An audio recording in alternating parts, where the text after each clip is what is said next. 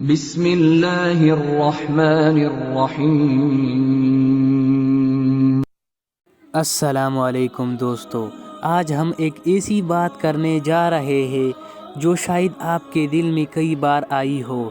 کیا واقعی کوئی شخص جو دل سے دماغ سے نکلتا ہی نہیں، کیا وہ بس ایک اتفاق ہوتا ہے، یا پھر اس میں اللہ کا کوئی خاص پیغام چھپا ہوتا ہے؟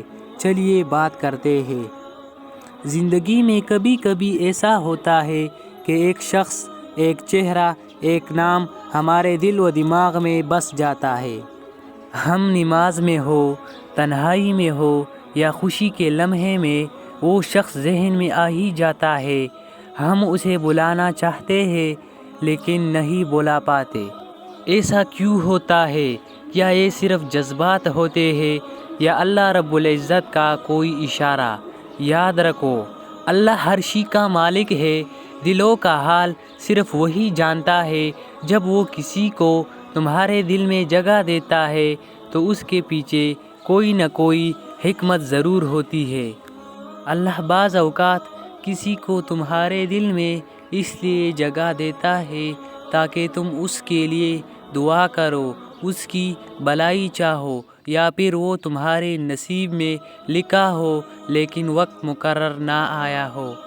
دوستو، اگر کوئی شخص بار بار یاد آ رہا ہے اور تمہارا دل اس سے ہمدردی محسوس کرتا ہے تو یہ معمولی بات نہیں، یہ ہو سکتا ہے اللہ کی طرف سے ایک اشارہ ہو کہ تم اس شخص کو اپنی دعاؤں میں شامل رکھو۔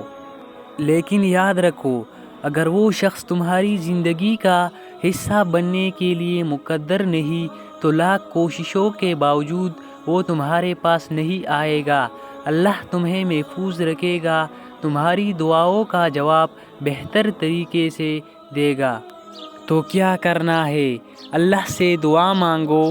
اگر وہ شخص میرے لیے بہتر ہے، میرے نصیب میں ہے، تو اے اللہ مجھے اس تک پہنچا دے، اور اگر نہیں تو میرے دل سے اسے نکال دے اور ایسا سکون دے جو تیرے ذکر کے سوا کہیں نہ ہو۔